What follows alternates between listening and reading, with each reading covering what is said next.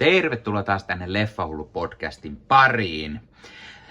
Tällä kertaa arvostelussa on viime vuoden mestarillisen Civil War-elokuvan ohjanneen Alex Garlandin uusin elokuva Warfare. Ja Civil War oli sen verran loistava leffa, että oli pakko nähdä tää heti. Ja varsinkin kun mä pääsin näkemään tämän ennakkoon lehdistönäytöksessä, niin oli pakko lähteä heti tää katsomaan. Eli siis arvostelussa nyt A24 tuotantoa oleva elokuva Warfare. No, mitäs mieltä meikäläinen sit on tästä leffasta? Entä pärjäsikö se mitenkään tälle mahtavalle Civil War-elokuvalle? Se selviää tuota pikan arvostelussa. Ensin täytyy kuitenkin mainita, että jos katsot YouTuben puolelta, niin hei, pistä peukkua, jos tykkäät tästä. Pistä kanava tilaukseen, jos ei se vielä ole. Muistuks kellosta päälle näitä aina, koska tulee uutta sisältöä. Ja muista jättää kommentteja, jos olet nähnyt leffon, mitä olet mieltä ja mitä muuten tykkäät herran elokuvista. Eli Warfare. Tää elokuva on vähän niin kuin eräänlainen sisar-elokuva tälle Garlandin Civil Warille. Joo, ei siis suoranaisesti mitenkään liity toisiinsa, muuta kuin sille, että molemmat on tällaisia sota-elokuvia. Joskin nyt kyseessä ei ole lehdistötyyppejä keskellä kuvitteellista sotaa, vaan nyt ollaan ihan oikeassa sodassa. Seurataan Irakin sotaa ja tämmöistä joukkoa Navy Seal-sotilaita. Ja tämä elokuva on hyvin tämmöinen dokumenttimainen dokudraama, jos näin voi sanoa. Eli tässä on paljon niin kuin todenperäisiä asioita mukana. Palataan siihen hetken kuluttua. Tämä elokuvan yksi asia, mikä mua häiritti, oli se, että tässä leffan näihin hahmoihin ei oikein pääse hirveän syvälle sisälle. Näihin hahmoille ei anneta kellekään hirveästi mitään taustoja tai kaikki tarvittava, mitä kerrotaan, niin on tässä itse elokuvan aikana. Mutta se ei oikeastaan haittaa menoa, vaan tämä on hyvin mukansa tempaava ja tuntuu, kun itse olisit mukana keskellä taistelua ja kuuluisit tähän porukkaan. Tämä leffan alku on hyvin rauhallinen, mutta sitten alkaa tapahtumaan ja ne tapahtumat pitää otteessaan ihan loppuun asti ja aivan liimaantuneena penkkiin. Siis toisin sanottuna, tämä oli ihan saakelin kova leffa. Siis tässä on todella hyvää toimintaa, todella hienoja stuntteja, praktikaaleja, menoa, praktikaalit efektit ja kaikki. Ei lähdetä kikkailemaan mitään digihärpäkkeitä, vaan tää on kunnon toimii tää leffa niin kuin tosi hyvin. Tässä leffassa on todella hyviä näyttelijöitä. Parhaiten esille pääsee ehkä Joseph Quinn, Cosmo Jarvis, Will Poulter ja Michael Gandolfini. Mutta mukana on myös Kit Connery, Deparao Woon Athai, Aaron Mackenzie ja Charles Meltonia ja niin poispäin. Tämä elokuva kertoo siis tällaisesta Navy Seals-porukasta, jotka jo menee suorittamaan tämmöistä vähän niin kuin perustehtävää Irakin sodassa. Ja sitten tämä kuvailee oikeastaan semmoiset, mitä jos olisi semmoinen niin kuin yksi huono päivä, mutta huono päivä, jos sä oot sotilas keskellä sotaa. Eli niin sanotusti paska lentää tuulettimeen ja tapahtuu asioita ja sitten pitää yrittää selvitä keskellä vihollisaluetta. Ja tämä on tosi mielenkiintoisesti kuvattu.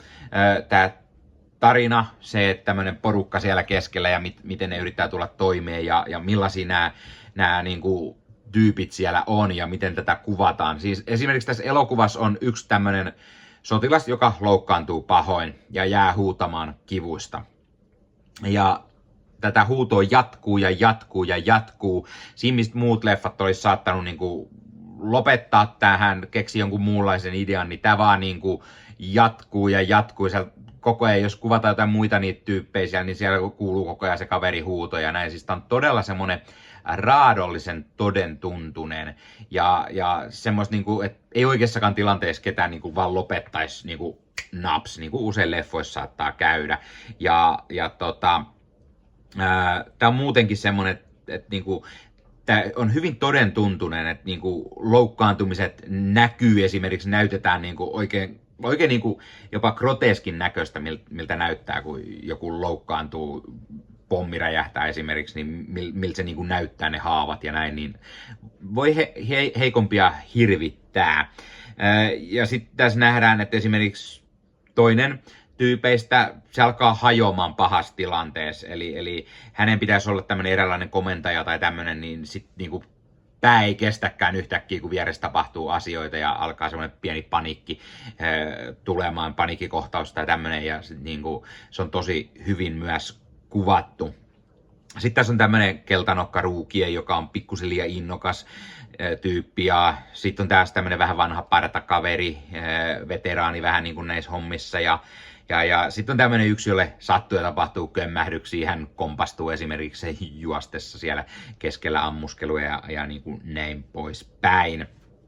Tosiaan tämän elokuvan on ohjannut sekä kirjoittanut Alex Garland, mutta hän on ohjannut ja kirjoittanut sen yhdessä Ray Mendozan kanssa.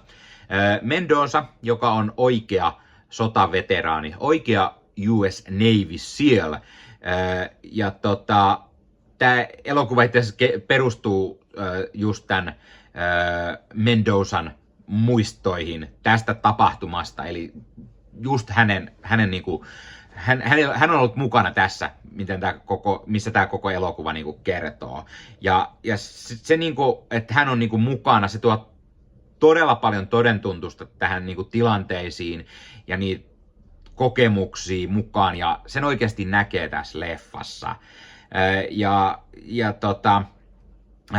Se, että Mendoza on itse ollut mukana ja näin, ja tästä Deparao Woon Atai näyttelee vielä itse asiassa leffassa Ray Mendozaa, että on hyvin todentuntunen ja autenttinen. Ja se tekee oikeastaan ehkä tästä vähän semmoista niinku dokumenttimaisen fiiliksen. Se tuo siihen. Tässä on niin paljon semmoisia asioita, mitä ei välttämättä niinku muissa sotaleffoissa näytetä. Niissä keksitään niinku vuorosanoja niille näyttelijöille ja jotain niinku monologeja tai näin, niin tästä on riisuttu kaikki se semmoinen niinku turha pois. Tässä ei ole mitään semmoista ylimääräistä lässytystä, hienoja dialogeja, hienoja kohtauksia tai näin, vaan tää on just niinku oikeastaan niin, että tällatti on tapahtunut näillä tyypeillä ja niinku, se on fakta ja tää kuvataan sellatti. Tässä on muutamat isot näyttelijät, tutut naamat ja näin, mutta paljon sellaisia, että ei välttämättä ole heti suuren yleisöllä tunnistettavia,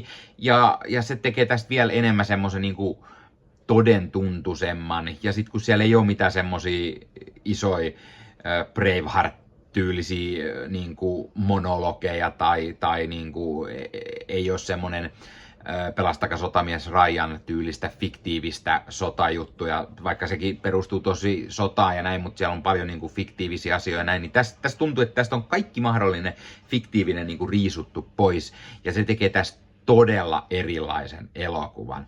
Ja sitten kun vielä miettii se, että maailmassa on tämä Israel-Gaasan tilanne ja on Ukraina-sota ja näin poispäin, niin tämä on todella ajankohtainen tämä leffa, ja vähän niinku pikkusen pelottava myös siinä mielessä.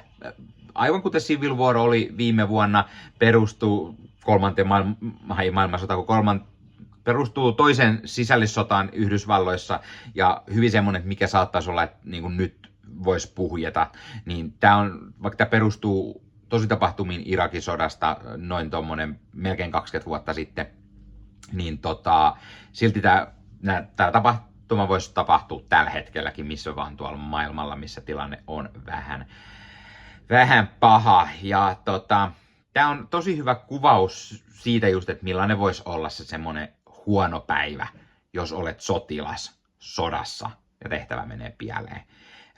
Tämä elokuva on semmoinen mukavan pienimuotoinen ja hyvin taattua semmoista A24-laatua.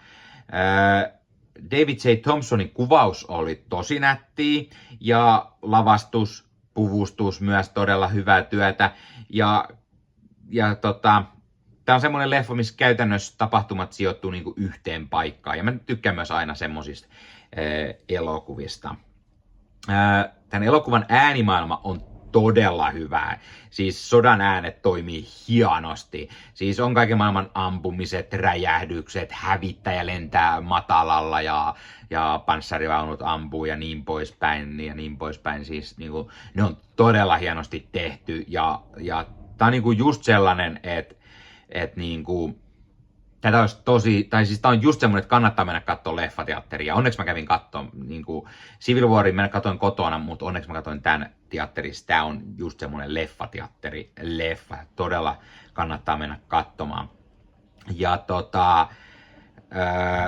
ja niin kuin mä sanoin, että tässä on se, että niin kuin joku loukkaantuu tässä leffassa, niin se on niin kuin hirveet katsoa ja näin, niin miten sekin on niin kuin tosi niin kuin hienosti tehty, mutta myös sellainen, että jossain leffassa olisi, että tämä tyyppi loukkaantuu ja sitten näytetään hiukan ja sitten seurataan muita, niin tässä on niin oikeastaan sellainen fiilis, että Garland ja Mendoza ei anna kääntää katsetta pois, vaan ne haluaa, että sä katot sitä koko ajan, yritetään sitä kaveria auttaa ja ne tuo sen oikein niin kuin naamalle tohon ja siis niin kuin se on oikeasti, se voi olla vähän rankkaa katsottavaa heikkohermoiselle. Se oli vähän itselläkin tuntui parissa kohtaa aika ikävällä katella, mutta se oli silti tosi hienosti tehty ja tosi niin kuin todentuntusta. Tämän lisäksi täytyy mainita, että oli taas tosi virkistävä katsoa leffa, joka kestää vain sen noin 1,5 tuntia. Eli ei ole liian pitkä, mutta ei liian lyhytkään, vaan oli just semmoinen napakka. Pitää tosi hyvin otteessaan koko ajan. Niin kuin alku on rauhallinen, mutta sen jälkeen ei niin kuin olisi aikaa hengähtää tai katsoa kelloa, vaan sä oot niin liimaantunut koko siinä hommassa, mitä näillä tyypeillä tapahtuu ja niin kuin selviiksi ne tai niin kuin, tosi hienosti tehty elokuva. Tässä leffassa tulee vähän mieleen Act of Valor esimerkiksi, joka oli tämmöinen dokumenttimainen elokuva, oikeasta tapahtumista tehty ja näin, niin tämä muistuttaa vähän sitä, vähän ehkä Hurt Lockeria tai American Sniperia tuli mieleen, mutta on tehty vielä paremmin kuin mikään näistä. Mä antaisin arvosanaksi varmaan sen 9,5/10, eli siis lähes täydellinen leffa. Oikeastaan ainut miinus tulee siitä, että näihin hahmoihin ei kunnolla pääse sisään. Me ei nähdä, mitä näillä hahmoilla esimerkiksi tapahtuu tämän leffan tapahtumien jälkeen. Mutta tätä jää kaipaa ihan inasen vaan, mutta muuten tämä oli sinänsä hyvä myös, että kun se oli riisuttu kaikesta ylimääräistä, niin ei lähdetty kikkailemaan mitenkään näillä hahmojen taustoilla tai mitään, joten tämä toimi myös näin tosi hyvin, mutta silti pikkusen olisi voinut olla enemmän nähdä. Ja sitten se kysymys, mitä mä alussa sanoin esimerkiksi, että pärjääkö tämä Civil Warilla, niin mä sanoisin, että on vielä parempi kuin Alex Garlandin viime vuoden Civil War. Eli tosi iso suositus, kannattaa käydä katsoa leffateatterissa. Ja laita he kommenttiin. Aiotko mennä katsoa tämän leffateatteriin, tai jos oot jo käynyt, mitä mieltä tykkäsitkö, et, miksi et, tai mitä mieltä muuten oot Alex Garlandin leffoista tai sotaleffoista. Mikä on sun lemppari sotaleffa all time? Laita kommenttiin. Ja hei, jos katsot YouTuben puolelta, niin pistä peukkuun, jos pistä kanavatilauksen, muista kellosta päälle. Näitä aina, koska tulee uusia videoita ja sen lisäksi auttaa kanava kasvamaan. Eli kiitos kaikille, jotka olette kanavan tilanneet.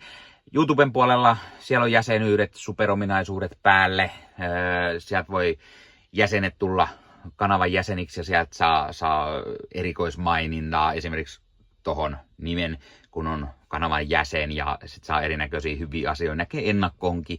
Esimerkiksi tämänkin on nähnyt varmasti jo aikaisemmin, jos on kanavan jäsen, tämän videon sieltä ja muita videoita tulee. Esimerkiksi täällä on paljon täällä leffahuoneessa kaiken näköistä, mistä on tulossa lähiaikoina varmasti video, niin niitäkin näkee sitten ennakkoon, kun on kanavan jäsen. Joskus tulee jopa pelkästään jäsenille tarkoitettuja videoita.